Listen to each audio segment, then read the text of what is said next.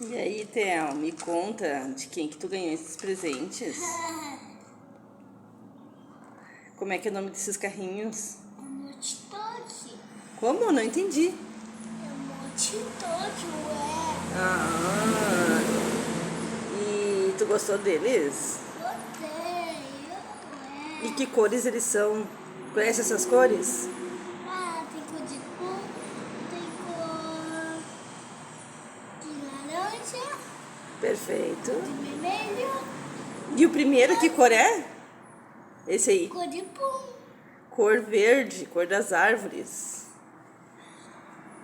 Tu disse que é cor de pum. Aham, que parece cor de pum. É, mas pum tem cor? Não, gente, só vi no desenho. Ah, tu viu num desenho, entendi. Tu gostou desses carrinhos? Aham, gostei. O vermelho tem motores, o outro não tem. Ele tem essas asas aqui. Que legal, né, Theo? E esse negócio vai tirar a coisa de dentro do caminho.